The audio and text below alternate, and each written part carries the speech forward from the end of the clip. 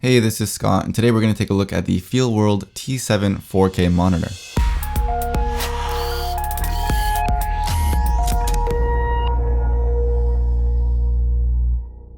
I'm very impressed with the Feelworld T7, especially considering the price.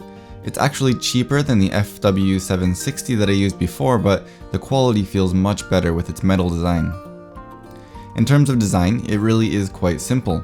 On the front, you have only the screen, which is a beautiful 323 ppi display. The brightness is actually quite good and very usable even outdoors, especially with the provided and easy to attach sunshade. On the top, you'll find your buttons. There are 2 function buttons and others to power on, enter, and navigate through the menu. The buttons themselves feel a little bit cheaper quality than the rest of the monitor, but they click confidently when pushed and they work absolutely fine. On the left side, you'll see the HDMI input and output, as well as a 12V DC in and a 3.5mm headphone jack to monitor your audio, which can be very useful, especially if your camera doesn't have a headphone jack. You can also monitor those audio levels on screen with a very nice colored audio meter. There's nothing on the right side, and you can find 1/4-20 screw holes on the top and bottom for different mounting situations, using the included hot shoe ball head or any other preferred method of mounting it. I wouldn't mind having screw threads on all 4 sides, or at least 3, but that's being really picky. The ball head can also be a little bit finicky, but it's exactly the same as what you'd find with pretty much any monitor at or even above this price point.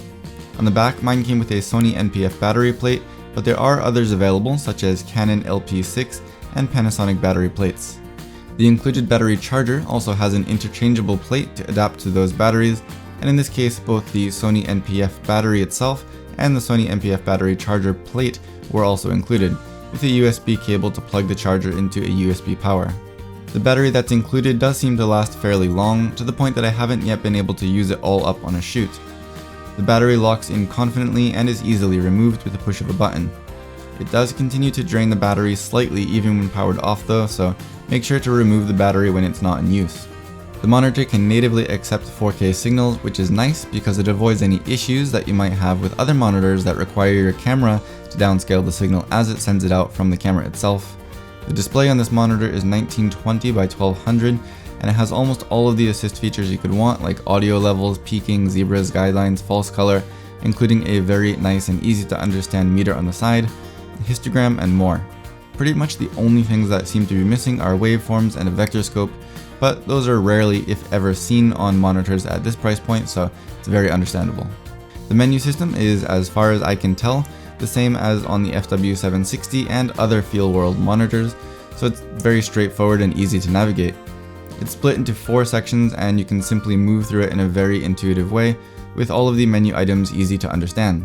There are maybe 1 or 2 options in the menu that reading the manual could help to understand, but those are options that you'll rarely use anyway, and overall the menu is, while not incredibly stylish, very easy to use.